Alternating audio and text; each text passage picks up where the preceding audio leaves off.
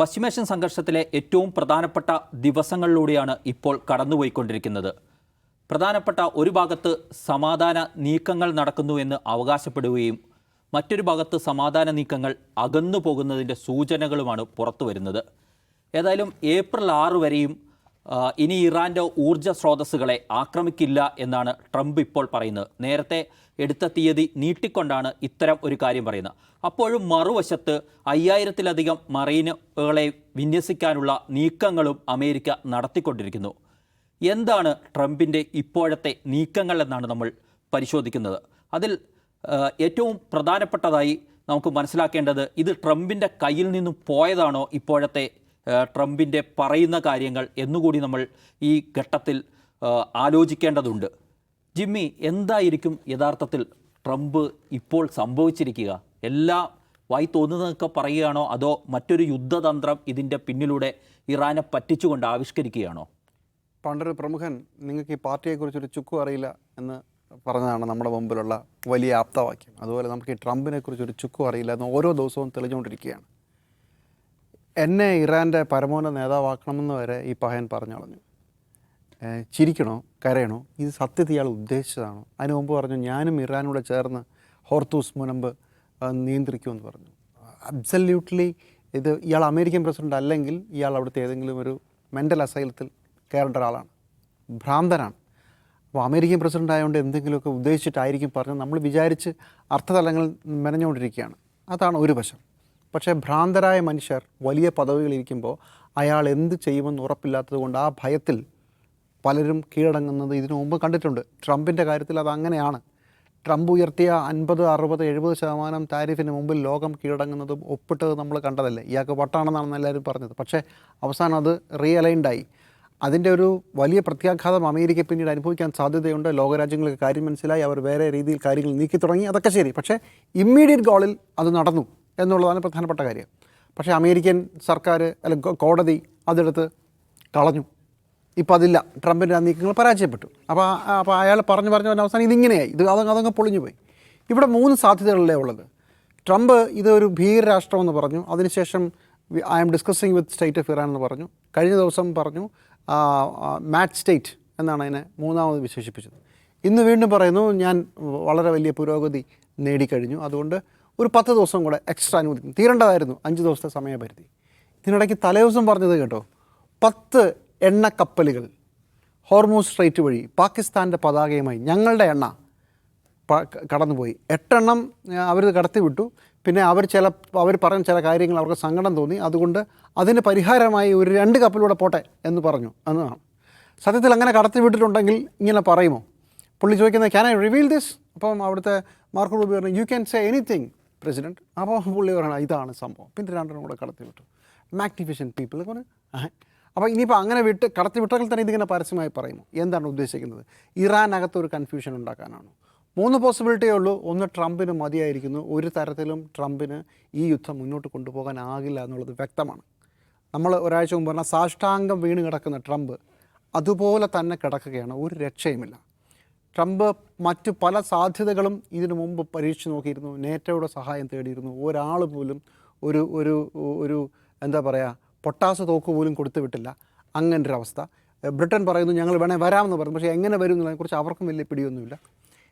അതൊരു വശത്ത് നിൽക്കുകയാണ്. ഗൾഫ് രാജ്യങ്ങളിൽ ഭയങ്കരമായിട്ടുള്ള അസ്വസ്ഥത വരുന്നുണ്ട്. ഇപ്പോൾ കേൾക്കുന്നത് UAEയും സൗദി അറേബ്യയൊക്കെ കുറച്ചുകൂടെ കാര്യമായി ഈ യുദ്ധത്തിൽ അമേരിക്കയെ സഹായിക്കാൻ പോകുന്നുള്ളതാണ്. അങ്ങനെ സംഭവിച്ചാൽ ഞങ്ങൾ കരയുദ്ധം UAEയിലും സൗദി അറേബ്യയിലും തുടങ്ങും. UAEയുടെയും സൗദി അറേബ്യയുടെയും കോസ്റ്റൽ ലൈൻ നിന്ന് കത്തും. അവിടെ ഞങ്ങളുടെ സൈന്യം ഇറങ്ങും എന്ന് ഇറാനും തിരിച്ചു പറഞ്ഞിട്ടുണ്ട്. അപ്പോൾ ഇതൊരു അന്തിമ ഷോഡൗണിലേക്ക് പോകുന്ന ഒരു പ്രത്യേക സാഹചര്യമുണ്ട്. അപ്പോൾ ട്രംപ് അതെടുക്കാനൊന്നും മടിക്കുകയാണോ? ഒരു പോസിബിലിറ്റി.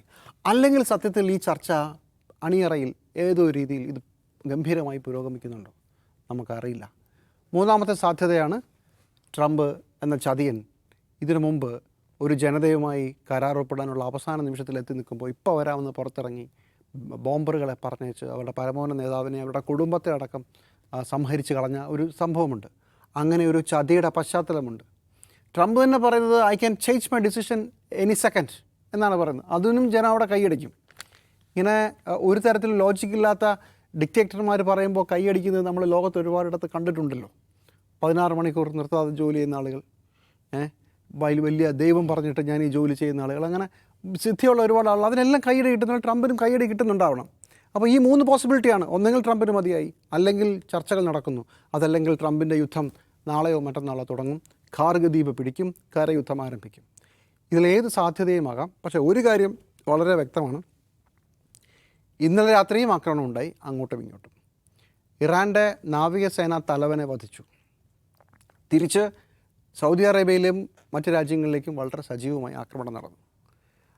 ഇസ്രായേലിൻ്റെ സൈനിക വ്യൂഹത്തിൻ്റെ തലവൻ, ചീഫ് ഓഫ് സ്റ്റാഫ്, വളരെ വലിയ മാൻ പവർ ഷോർട്ടേജ് നമുക്ക് ഉണ്ടാകാൻ പോവുകയാണ് എന്ന് ഇസ്രായേൽ പരസ്യമായി പറഞ്ഞു. അവരുടെ മുൻ പ്രൈം മിനിസ്റ്റർ പറഞ്ഞു ഇത് വലിയ അബദ്ധത്തിലേക്ക് പോവുകയാണ്, ഇത് പൊളിയുകയാണെന്ന് പറഞ്ഞു. അമേരിക്കയിൽ ഒരുപാട് ആളുകൾ ഇത് പൊളിയാൻ പോവുകയാണ്, പൊളിഞ്ഞു തുടങ്ങിയിരിക്കുന്നു എന്നും പരസ്യമായി പറഞ്ഞുകൊണ്ടേയിരിക്കുന്നു. ട്രംപിൻ്റെ ഒരു ചെറിയ സംഘത്തിനും പിന്നെ ഇസ്രായേലിലെ ബീബിക്കും, അതായത് അവിടുത്തെ പ്രൈം മിനിസ്റ്റർ ബെഞ്ചമിൻ നെതന്യാഹുവിനും അതേ സംഘത്തിനും മാത്രമാണ് ഇതിനകത്തൊരു കോൺഫിഡൻസ് ഉള്ളത്. വേറെ ആരുമില്ല, ലോകത്താരുമില്ല. ഒന്നെങ്കിൽ ഇത് പൊളിയുമെന്ന് പറയുന്നു, അല്ലെങ്കിൽ ഇതിൻ്റെ അന്തർഫലങ്ങൾ, അനന്തരഫലങ്ങൾ ലോകം താങ്ങില്ല എന്നാണ് പറയുന്നത്. അപ്പോഴും ഒരു ഭ്രാന്തനായ മനുഷ്യൻ ഒരു രാജ്യത്തിൻ്റെ കസേരയ്ക്ക് മുകളിൽ കയറിയിരിക്കുന്നതുകൊണ്ട് ലോകം മുഴുവൻ സഹിക്കുന്ന ഒരവസ്ഥയാണ്. ഞാൻ പ്രതീക്ഷിക്കുന്നത് ട്രംപ് യുദ്ധം തുടങ്ങാനുള്ള എല്ലാ സാധ്യതയുമുണ്ട്. ഇറാൻ ജനത മുട്ടുമടക്കാൻ പോകുന്നില്ല. അവരുടെ തല അറുത്ത് കളഞ്ഞിട്ടും അവർ 3 ആഴ്ച യുദ്ധം ചെയ്തൊരു ജനതയാണ്. വളരെ വലിയ ആത്മാഭിമാനമുള്ള മനുഷ്യരാണ്. ഒരു കാലത്തും അവർ കീഴടങ്ങാൻ പോകുന്നില്ല. ഒന്നുകിൽ ഞങ്ങൾ തകരട്ടെ, ബാക്കിയുള്ള രാജ്യങ്ങളെ കൂടെ ഞങ്ങൾ മുക്കും എന്ന് പറഞ്ഞ് നിൽക്കുന്നിടത്ത് ട്രംപിന് പേടിച്ചോടുകയല്ല, നിവൃത്തിയില്ല. അങ്ങനെ ഒരു ഡെസ്പറേറ്റ് സിറ്റുവേഷനിൽ, ഇറാനേക്കാൾ ഡെസ്പറേറ്റ് സിറ്റുവേഷനിൽ അമേരിക്ക നിൽക്കും പിന്തിരിഞ്ഞു പോയാൽ. അതുകൊണ്ട് ചിലപ്പോൾ ഒരു വലിയ കാലത്തേക്കുള്ള യുദ്ധത്തിലേക്ക് അമേരിക്ക നീങ്ങാൻ സാധ്യതയുണ്ട്. അത് ഏത് നിമിഷവും തുടങ്ങാം എന്നാണ് ഞാൻ പ്രതീക്ഷിക്കുന്നത്. പ്രമോദേ, ഇതൊരു ചതി എനിക്കപ്പുറത്ത് ഒരു ഭ്രാന്തമായ നടപടികൾ എന്ന് ലോകത്ത് പലരും വിശേഷിപ്പിക്കുന്നുണ്ട്. പക്ഷേ ഇതൊക്കെ നടക്കുമ്പോഴും ഒരു ഭാഗത്ത് സമാധാന ചർച്ച എന്ന് പറയുന്ന കാട്ടിക്കൂട്ടലുകളും ലോകം കണ്ടുകൊണ്ടിരിക്കുകയാണ്. മറുഭാഗത്താകട്ടെ പെൻറ്റഗൺ നോക്കൂ. പെൻറ്റഗണിൽ നിന്ന് സ്ഥിരീകരിച്ച് ന്യൂയോർക്ക് ടൈംസ് അടക്കമുള്ള മാധ്യമങ്ങൾ റിപ്പോർട്ട് ചെയ്യുന്നത് നമ്മൾ പരിശോധിച്ച് കഴിഞ്ഞാൽ അവിടെ വലിയൊരു യുദ്ധത്തിനുള്ള കോപ്പ് കൂട്ടുന്നു എന്നതും നമുക്ക് കാണാൻ കഴിയുന്നുണ്ട്. എന്തായിരിക്കും ഇറാനെ കാത്തു നിൽക്കുന്നത് എന്ന ചോദ്യമല്ലേ ബാക്കിയുള്ളത്? വാസ്തവത്തിൽ ജിമ്മി പറഞ്ഞതും സാജു കോട്ടയുമായിട്ടുള്ള ഈ ഭ്രാന്ത് എന്ന് പറയുന്ന സംഗതിയോട് എനിക്കൊരു യോജിപ്പുള്ളതെന്ന് വെച്ചാൽ, ഭ്രാന്ത് സാധാരണ മനുഷ്യർക്ക് ഉണ്ടാവുന്നതാണ്. അവരുടെ പലതരത്തിലുള്ള സാഹചര്യങ്ങൾ കൊണ്ട് മാനസിക നില തകരാറിലായി പോകുന്ന ആളുകളുണ്ടാകാം. അതൊരു സ്വാഭാവികമായ കാര്യമാണ്. ശരിക്കും ട്രംപിനെ ഭ്രാന്തരോട് ഉപമിച്ച് ഭ്രാന്തുള്ളവർ എന്ന് നമ്മൾ വിശേഷിപ്പിക്കുന്ന ആളുകളെ അപമാനിക്കരുതെന്നാണ് എൻ്റെ അഭിപ്രായം. രണ്ടാമത്തെ കാര്യം, അതിൽ അല്ല, അവരെ നമ്മൾ മാനസിക വെല്ലുവിളികൾ നേരിടുന്നവർ എന്ന് പറയുന്നത് ഇത് അതല്ല, ഇത് കൂടിയാനോ. ശരി. അപ്പോൾ ഇതിൽ ഉള്ളൊരു പ്രശ്നം എന്ന് വെച്ചാൽ, ഇദ്ദേഹം അങ്ങനെ ഒരു എന്താ പറയുക, ഏതെങ്കിലും തരത്തിലുള്ള മാനസിക വെല്ലുവിളി നേരിടാൻ പാകത്തിൽ എന്തെങ്കിലും പ്രശ്നം അനുഭവിക്കുന്ന ഒരാളല്ല. ഇദ്ദേഹം ഒരു കച്ചവടക്കാരനാണ്, അല്ലേ? ഒരു പക്കാ കച്ചവടക്കാരനെ സംബന്ധിച്ചിടത്തോളം ഇപ്പോൾ ഈ ട്രൂത്ത് സോഷ്യൽ എന്ന് പറയുന്ന അദ്ദേഹത്തിൻ്റെ തന്നെ സ്വന്തം സോഷ്യൽ മീഡിയ പ്ലാറ്റ്ഫോമിന് ഉണ്ടാകുന്ന ബിസിനസ് എന്താണ്? ഒന്നാമത്തെ കാര്യം ഞാൻ പറയുന്നത്, ഒരു സംഗതി നമ്മൾ ആലോചിക്കുമ്പോൾ നമ്മൾ ഒരിക്കലും ചിന്തിക്കാത്ത തരത്തിലുള്ള സംഗതികൾ, ഈ മാറിയുള്ള പ്രസ്താവനകൾ മുഴുവൻ വരുന്നത് ട്രൂത്ത് സോഷ്യലിലാണ്, അല്ലേ? അതുണ്ടാക്കുന്ന ഒരു വേറൊരു തരം സംഗതി നമ്മളൊന്ന് ആലോചിച്ച് നോക്കണം. ഇങ്ങനെ ഒരു സാധനം ആർക്കും വേണ്ട, ആരും നമ്മളാരും കാണുകയോ കേൾക്കുകയോ ഒന്നും വേണ്ട. പക്ഷേ ഇത് ലോകത്തിലെ തന്നെ പ്രധാനപ്പെട്ട അനൗൺസ്മെൻറ്റ്സ് വരുന്ന ഒരു പ്ലാറ്റ്ഫോമായിട്ട് ഇതിങ്ങനെ നിൽക്കുകയാണ്. ഇതിൻ്റെ പശ്ചാത്തലത്തിൽ ബിസിനസ് നടക്കും നന്നായിട്ട്, അത് വിടാം നമുക്ക്. പക്ഷേ യഥാർത്ഥത്തിൽ ട്രംപ് ഈ പറഞ്ഞ രീതിയിൽ അതുവഴി ഈ വിഷയത്തിൽ ജിമ്മി പറഞ്ഞ പോയിന്റുകളൊക്കെ വളരെ കറക്റ്റാണ്. കാരണം ഇദ്ദേഹത്തെ സംബന്ധിച്ചിടത്തോളം ഇനി മുന്നോട്ട് പോവുക എന്ന് പറയുന്നത് അസാധ്യമാണ് എന്ന് അമേരിക്കയിൽ തന്നെ റിപ്പബ്ലിക്കൻസിൻ്റെ തന്നെ പ്രതികരണങ്ങൾ വന്നു തുടങ്ങിയിട്ടുണ്ട്. ഒന്നാമതായിട്ട് ഇപ്പോൾ ഞാൻ കഴിഞ്ഞ ദിവസം പറഞ്ഞ പോലെ ഇത് ഇപ്പോൾ തന്നെ അവസാനിച്ച് നമുക്കൊരു വിക്ടറി സ്പീച്ച് അങ്ങ് നടത്തണം എന്ന അഭിപ്രായമുള്ളവരാണ് റിപ്പബ്ലിക്കൻസ്. കാരണം അതിനപ്പുറത്തേക്ക് പോയി കഴിഞ്ഞാൽ ഇത് നമുക്ക് അനൗൺസ് ചെയ്യാനുള്ള ഇതിലും ഉപരിയായിട്ടുള്ള സാധനങ്ങൾ കിട്ടാൻ സാധ്യതയില്ല. റെഷീം ചേഞ്ച് എന്നൊക്കെ പറയുന്നത് ഇമ്പോസിബിൾ ആണെന്ന് വ്യക്തമായി കഴിഞ്ഞ ഒരു സാഹചര്യത്തിൽ ഇതാണ് ഏറ്റവും നല്ല അവസരം, മികച്ച അവസരം എന്ന് പറയുന്നുണ്ട്. ഇതിന് വഴിയൊരുക്കാവുന്ന ഒരു ഇൻഫോർമൽ ട്രാക്കാണ് നമ്മൾ ഈ നെഗോസിയേഷൻസ് എന്ന് പറയാവുന്ന നിലയിൽ കണ്ടുകൊണ്ടിരിക്കുന്നത്. ശരിക്കും അത് നെഗോസിയേഷൻസ് അല്ല, ചർച്ചയല്ല, അനുരഞ്ജന ചർച്ചയല്ല എന്ന് ഇറാൻ പറയുന്നുണ്ട്. അതിന് അവരുടെ കാരണം എന്താണെന്ന് പറഞ്ഞാൽ, യഥാർത്ഥത്തിൽ അത് നടത്തിയിരുന്നത് യുദ്ധത്തിന് മുമ്പായിരുന്നല്ലോ. പിന്നെ ഇവരുടെ വിദേശകാര്യമന്ത്രി തന്നെ പങ്കെടുത്തുകൊണ്ടുള്ള ചർച്ചകൾ നടത്തിയതാണല്ലോ.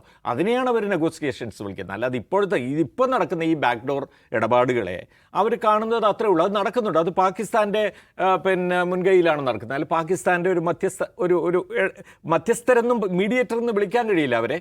പകരം ഒരു മെസ്സഞ്ചർ എന്ന് വിളിക്കാം എന്നാണ് പൊതുവിൽ പറയുന്നത്. കാരണം സന്ദേശം ഇവരുടെ US-ൻ്റെ സന്ദേശം 10-15 പിന്നെ ഇനങ്ങൾ അടങ്ങിയ അവരുടെ പിന്നെ ഉപാധി സാധനം ആ ലെറ്റർ കൊണ്ട് കൊടുത്തത് പാകിസ്ഥാനാണ് എന്ന് മാത്രമേ ഉള്ളൂ. അല്ലാതെ വേറെ അവരുടെ എന്താ പറയുക, അവരുടെ ഒരു മീഡിയേറ്റർ എന്ന നിലയിൽ അവർക്കൊരു പൊസിഷനൊന്നും ആയിട്ടില്ല.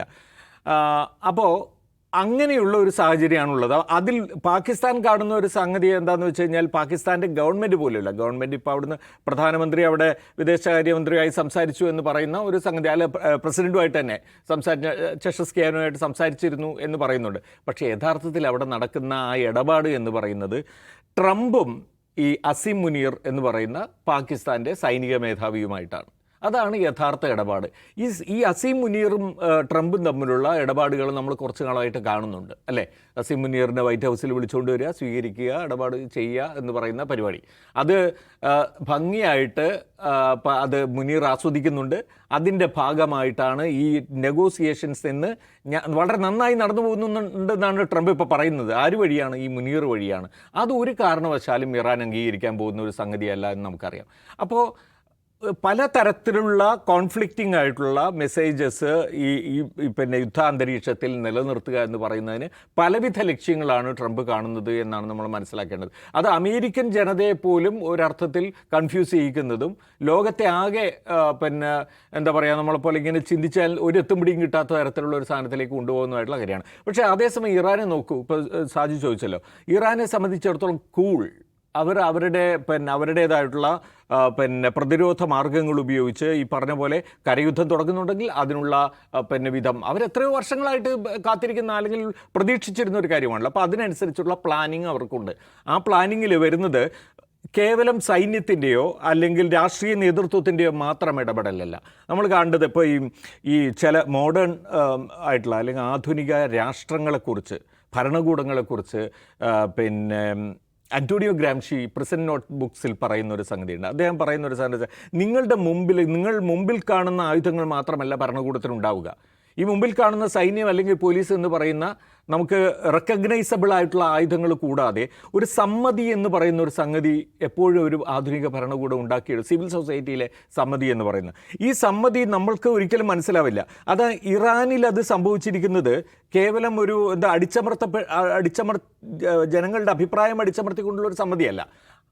ഒരു വശത്ത് കുറച്ച് പ്രക്ഷോഭങ്ങളൊക്കെ ഉണ്ടായി. പക്ഷേ അവിടെ ഇപ്പോൾ ഉണ്ടായിരിക്കുന്നത് വെച്ചാൽ ഒരു ഇൻ്റർലൊക്യൂട്ടറി ആയിട്ടുള്ള ഒരു സമ്മതിയാണ്. അതായത് ഭരണകൂടവും മതവും ഉദ്യോഗസ്ഥ വൃന്ദവും തമ്മിലുള്ള ഒരു ഇൻ്റർലോക്ക് ചെയ്തിട്ടുള്ള ഒരു സമ്മതി അവിടെ നിൽക്കുന്നുണ്ട്. സാധാരണ ജനങ്ങളും അവിടുത്തെ എന്താ പറയുക ബ്യൂറോക്രസിയുമായിട്ടുണ്ട്. അപ്പോൾ അതിലൂടെ രൂപപ്പെട്ടിരിക്കുന്ന ഒരു മൊസൈക്കാണ് ശരിക്കും നമ്മൾ പറയുന്നുണ്ടെങ്കിൽ ഇറാൻ്റെ സൊസൈറ്റി എന്ന് പറയുന്നത്. പല വിധത്തിലുള്ള അഭിപ്രായങ്ങൾ ഉണ്ടെങ്കിൽ തന്നെയും അത് പരസ്പരം യോജിച്ച് നിൽക്കുന്ന വളരെ ഹാർഡൻഡ് ആയിട്ടുള്ള ഒരു സംഗതി ഇപ്പോൾ അവിടെ നിലനിൽക്കുന്നുണ്ട്.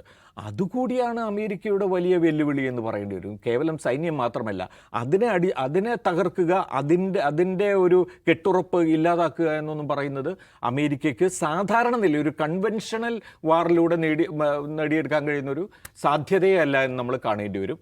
അത് മാത്രമല്ല, അമേരിക്ക എത്രയോ കാലമായി യുദ്ധം ചെയ്യുന്നത് മുഴുവൻ ഇസ്ലാമിക രാജ്യങ്ങളോടാണ്. ഈ രാജ്യങ്ങളിൽ മുഴുവൻ മതം ഏത് തരത്തിലുള്ള റോളാണ് വഹിക്കുന്നതെന്ന് ഒരു കാരണവശാലും അമേരിക്കയെ കൂട്ട് മനസ്സിലായിട്ടുമില്ല.